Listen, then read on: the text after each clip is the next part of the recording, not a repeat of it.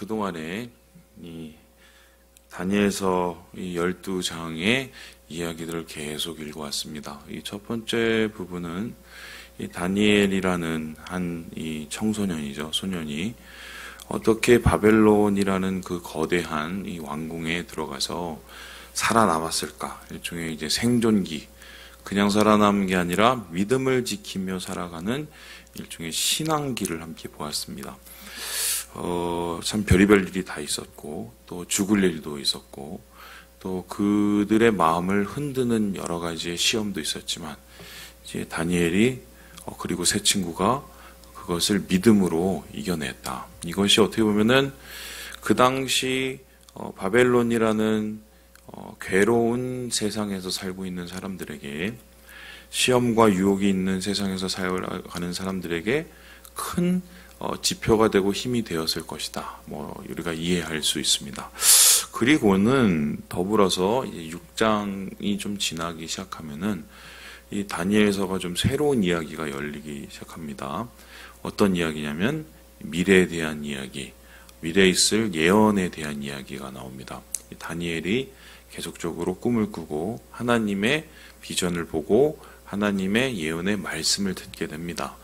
그래서 그가 본 환상, 그가 들은 그 말씀을 이제 적어놓기 시작하고요. 그것이 어떤 의미로 해석될지를 이제 하나씩 기록하기 시작하는데, 결국은 앞으로 이제 있을 세상의 이야기, 그에게 닥쳐오는 이 역사의 흐름, 변화, 그리고 그 가운데에서 하나님이 원하시는 믿는 자들의 모습, 이런 것을 다 다루고 있습니다. 어제까지는 바벨론도 망하고 페르시아도 망하고 알렉산더 대왕도 죽고, 그리고 네 나라가 나눠져서 싸우고, 그리고 그 후에는 또 로마가 등장하고, 이런 얘기를 우리가 보았습니다. 이런 역사의 흐름, 역사의 변화 속에서 이 유대라는 이 조그만 나라는 계속적으로 이리 흔들리고 저리 흔들리고 큰 변화와 큰 어려움을 당하지만, 결국 하나님이 바라보시는 그 시선, 하나님의 마음에 있는 그 자들의 이름은 예수와 같이 주님 안에서 믿음의 순수성을 지켜나가는 사람이다. 이것을 어제 우리 함께 보았고요. 그런 자들을 하나님께서는 하늘의 별과 같이, 그리고 하나님께서는 빛과 같이 영광을 높여주시고 하나님께서 그들을 기억해 주실 것이다. 어제 우리가 이 말씀을 나눴습니다. 오늘 이야기는 그 모든 것을 들은 다니엘이 결국은 보게 된 마지막의 환상을 뜻합니다. 그런데 그 마지막의 환상이 결국 무엇이냐면요, 마지막 환상이자 세상의 마지막에 대한 이야기입니다. 이 세상의 마지막이 예수님이 다시 오실 재림의 때를 뜻하는 것인지, 아니면은 유대 왕국이 이 여러 나라의 이 역사의 흐름의 변화 끝에서 살아남는 그때의 마지막을 뜻하는 건지 잘 몰라요.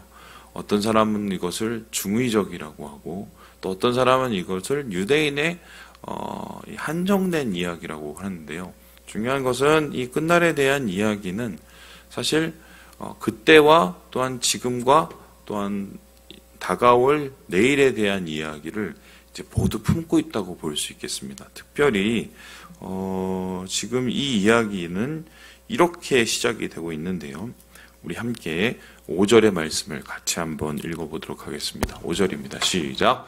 나 다니엘이 본즉 다른 두 사람이 있어 하나는 각 이쪽 언덕에 섰고 하나는 강 전쪽 언덕에 섰더니, 두 사람이 이 티그리스 광 양쪽에 서 있습니다. 이것은 어떤 의미일까요? 티그리스 강 양편에 서 있다는 것은 그 지역을 둘러싼 이 세계의 흐름, 역사의 흐름을 하나님께서 분명히 말씀하시고 있다는 것이고, 이 두 번째는 두 사람이 이것을 증언한다고 하면은 그 당시 유대 사람의 이 규례에 따르면은, 관습에 따르면 어떤 사실을 얘기할 때는 증인 두 명이 있어야 됩니다. 그래서 하나님께서 이 말씀이 진실이라는 것을 꼭 기억해야 되는 것임을 말하고 있다. 이렇게 얘기할 수 있습니다. 그래서 이렇게 이 선 두 사람이 이 세상의 끝을 이렇게 설명을 하고 있는데요. 우리 함께 7절의 말씀을 같이 한번 읽어보도록 하지요. 시작. 내가 들은즉 그 세마포 옷을 입고 강물 위쪽에 있는 자가 자기의 좌우 손을 들어 하늘을 향하여 영원히 살아계시는 이를 가리켜 맹세하여 이르되 반드시 한때 두때 반때를 지나서 성도의 권세가 다 깨지기까지이니 그렇게 되면 이 모든 일이 다 끝나리라 하더라. 이 마지막 때의 이야기가 어떤 이야기입니까? 바로 환난에 대한 이야기이다. 근데 그 환난에 대한 이야기 한때, 두때, 반때 이거 이제 합치면 이제 3년 반이라고 이제 해석을 하는데요. 우리 그 요한계시록에 보면은 대환란이 있죠. 대환란이 3년 반의 대환란 이렇게 얘기하지 않습니까? 7년 대환란 중에 하나님께서 그걸 감소해 주시죠. 그래서 그 대환란의 시기가 이렇게 또 맞아 떨어집니다. 그런데 그 대환란이 어떻게 이루어지는가? 성도의 권세가 깨질 때까지 그 환란이 이루어진다. 여기서 말하는 성도의 권세라는 것은 예수 믿는 사람들이 가지는 믿음의 힘이고 그 믿음의 힘 혹은 믿는 자들의 힘이 세상의 유혹과 시험에 부딪혀서 완전히 무너지는 것처럼 보일 때까지 이 환란이 이어지게 된다라고 이야기를 합니다. 그렇다면 우리가 좀 머리가 복잡해집니다. 하나님께서 이 세상에서 믿는 자들을 사랑하시고 그들을 궁창의 빛과 같이 빛나실 것이라고 얘기를 하는데 굳이 이러한 큰 환란을 하나님께서 주시는 이유는 무엇이고 그 환란의 그 시기가 마치 그러한 성도들을 하나씩 다 무너뜨리려고 하는 것처럼 이렇게 의도가 느껴지지요. 그런데 이 마지막 때의 환란, 믿는 자들이 겪어야 될 그 환란에는 분명한 목적이 있다는 것을 알게 되는데요. 그 목적은 무엇입니까? 예, 우리 함께 10절의 말씀을 같이 한번 읽어보도록 하겠습니다. 10절입니다. 시작. 많은 사람이 연단을 받아 스스로 정결하게 하며 희게할 것이나 악한 사람은 악을 행하리니 악한 자는 아무것도 깨닫지 못하되 오직 지혜 있는 자는 깨달으리라. 믿는 자, 지혜 있는 자들은 더욱 정결해지고 연단을 받아서 더욱 주님 안에서 온전해질 수 있는 시기다. 그리고 반면에 믿지 않는 자, 지혜가 없는 자, 악한 자들은 이 환란의 시기를 통해서 더 악해지고 더 악랄해지는 시기다 이렇게 합니다. 한마디로 이게 분별이 되고 구별이 된다는 거죠. 최근에 이제 제가 요셉이하고 이런저런 얘기를 하다가 코로나와 그 중등 교육에 대한 이야기를 나눴습니다. 예, 요셉이가 이제 중학생 3학년까지 졸업했죠. 중학교 3학년이 코로나와 함께 시작해서 코로나와 함께 끝나고 있습니다. 참 얘한테는 좀 아쉽죠. 내가 그랬어요. 요셉아, 그 코로나가 니네 학교 학생들한테 미친 영향이 뭐냐 물어봤더니 요셉이가 막 이런저런 얘기를 막 침 튀겨가면서 얘기를 하던데 재밌는 건 결국 한 개였어요. 이 중간이 없어졌대요. 마치 이제 소득의 재분배가 없어지고 뭐 빈부격차가 커지는 것처럼 코로나 통해서 이 코로나 통해서 중간에 뭐 공부도 좀 하고 놀기도 하고 이런 애가 아예 없대요. 열심히 하는 애는 공부 열심히 하고 못하는 애는 그냥 다 못하고 막 그렇대요. 그래서 이 변별력이 없어졌다는 거예요. 그 이유는 무엇입니까? 3년 동안 공부를 좀 덜 해도 뭐라고 할 사람이 없었어요. 그리고 여러분 아시겠지만 얘가 수업을 듣는 건지 아니면은 게임을 하는 건지 아니면은 무슨 유튜브를 보는 건지 우리는 도대체 분간할 수 없게 계속 이 모바일로 하는 뭔가가 이루어지니까 결국 이것을 다 다뤄야 되고 책임을 질 애들은 학생 자신이었죠. 그러니까 학생 자신이 의지를 가지고 뭔가 비전이 있는 친구들은 공부를 했을 것이고 아닌 친구들은 계속 이 모바일에 빠져서 그냥 하겠죠. 이 마지막 때도 마찬가지입니다. 세상이 악해지니까 악해지기가 쉽습니다. 이런 거죠. 다 악한데 뭐 나만 뭐 선하면 뭐 하겠어? 옆에 사람 쟤도 다 똑같은데 이 정도는 해줘야 세상을 살만해. 그러면서 악의 자유함이 생기죠. 이런 거죠. 여러분 아시겠지만 탈무드의 첫 장에 이제 보면은 그 책에 보면 첫 얘기가 나옵니다. 이게 뭔 얘기가 나오냐? 굴뚝 청소하는 애 둘 얘기가 나와요. 애들이 똑같이 둘이 내려가서 굴뚝 청소를 했는데 한 애는 얼굴이 시커멓게 되고 한 애는 얼굴이 그냥 시커멓지 않고 하얗게 된 겁니다. 그래서 이제 질문을 하죠. 누가 굴뚝 청소하고 나서 얼굴을 씻으러 갔겠느냐? 누가 세수를 먼저 했겠느냐? 이걸 질문했습니다. 누구죠? 누군 것 같아요? 얼굴이 하얀 애가 씻으러 갑니다. 왜일까요? 얼굴이 시커먼 애를 보고 나도 쟤 같으니까 내 얼굴도 시커멓겠네 하고 얼굴을 씻으러 가요. 반면에 얼굴이 시커멓게 제가 묻은 애는 상대방을 바라보면서 뭐 저 정도면 난 안 씻어도 되겠네. 딱 그 모양이죠. 지금 우리가 중간이 없어져요. 이거 뭐 옥석이 구별되는 것처럼 교회도 마찬가지입니다. 제가 이번에 이제 세미나 가서 여러 가지 이제 보다가 알게 된 사실이 전체적으로 보면은 평균적으로 교회 인원이 한 30% 이상이 다 줄었어요. 30% 이상이 줄었는데 그와 동시에 지금 일어나고 있는 것이 뭐냐면 소위 말해서 온라인 예배를 드리시다가 결국 온라인에 이제 계속 머물고 교회에 나오지 않는 분들이 굉장히 많아졌다라고 합니다. 그래서 이분들을 도대체 신자라고 해야 될지 말아야 될지 뭐 이런 얘기를 이제 한참 얘기를 제가 들었어요. 뭐 이제 그것은 나중에 되면 알겠죠. 나중에 우리가 세상을 끝낼 때 그때 내가 정말 신자로 서 있는지 아닌지를 보면 더 잘 알 거예요. 근데 중요한 것은 이 3년의 이 답답한 이 코로나 기간을 통해서 신앙에 어쩌면 변별력이 생겼다는 겁니다.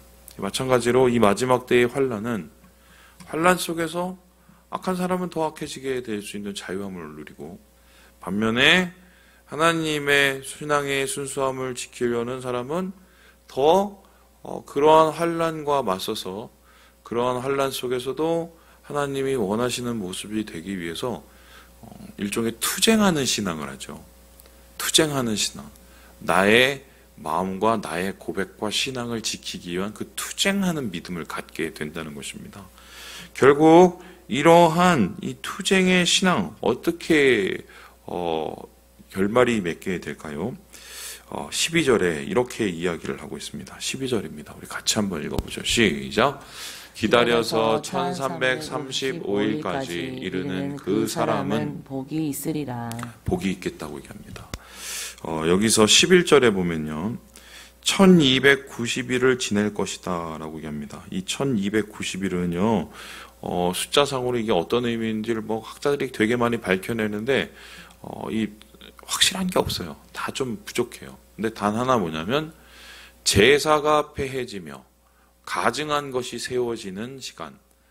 여기서 제사가 폐한다는 것은 예배가 그쳐지고 하나님 앞에 드려지는 매일의 예배가 그쳐지고 가증한 것, 우상 숭배가 팡치는 시간이 1290일이 된다라고 얘기를 합니다.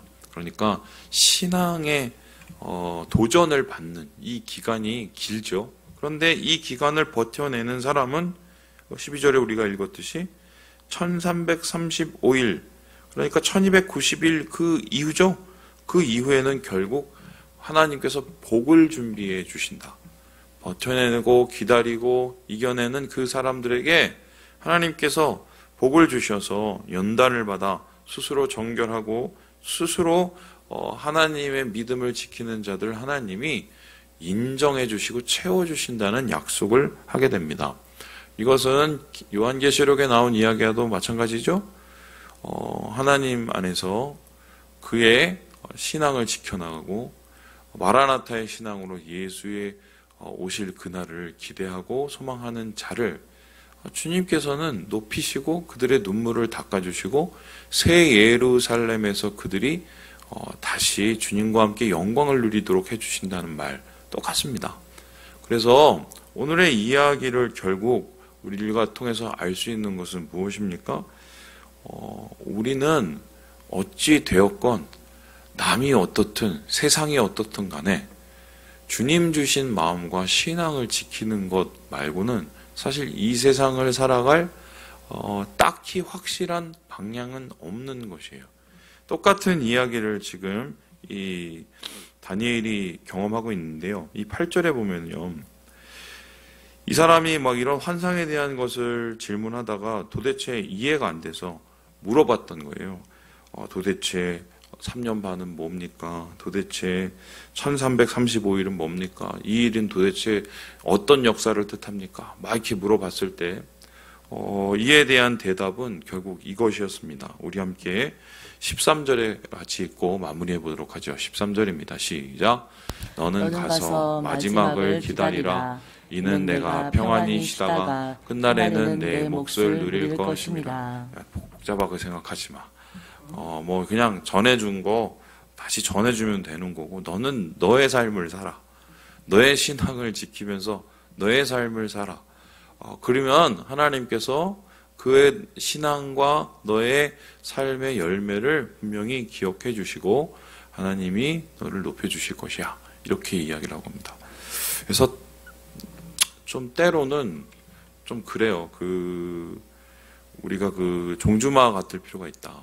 경주마 같을 필요가 있다. 여러분 보시겠지만 제가 경마장에 이제 예전에 목사님하고 이제 한번 간 적이 있었어요. 그 과천에 왜 갔냐면 경마를 하러 간 게 아니라 거기 근처에 그 벚꽃 길이 정말 죽입니다. 그래서 봄에 그때가 되면 목사님이 항상 거기를 이제 저희들 데리고 가서 보게 해주시고, 또 경마장에 돌아서 이렇게 오면 거기에 이제 소위 말해서 사람들이 경마 있는 날에는 정말 엄청 많아요. 나오는 모습이. 근데 그렇다면서요. 이 경마들은 이 달리는 말은 옆을 볼 필요가 없다면서요.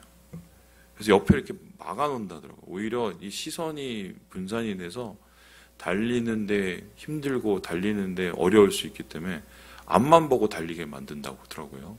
마찬가지로 신앙도 우리가 서로를 돌아보아서 서로를 챙기고 서로를 북돋을 필요는 있으나 그거 말고 세상 한다고 다 따라하고 옆에 사람 한다고 다 똑같이 하고 세상이 악해진다고 나도 악랄해지고, 이것은 신앙의 정도가 아니에요. 우리 선조들 신앙의 신앙인들은 그렇게 신앙생활 하진 않았어요. 오히려 그분들은 지금보다 믿는 사람들이 훨씬 적었을 때, 세상 사람들이 악이 일반일 때 그렇지 않은 거룩한 삶을 살았던 분들이에요. 그래서 우리가 그 신앙의 유업을 이어받아서 교회라는 것을 만들고 교회라는 것을 유지해 가는 것 아니겠습니까? 말씀을 마칩니다. 오늘 이 마지막으로 이 다니엘에게 했던 이 말씀을 다시 한번 기억하셔서 너는 가서 마지막을 기다리라. 오늘 우리의 삶을 그냥 충실하게 예수 바라보고 살아가시고 주님 오실 그날을 바라보면서 우리 신앙의 열매들을 만들어 가시는 우리 모든 형제 자매들 되시길 주님의 이름으로 축원합니다.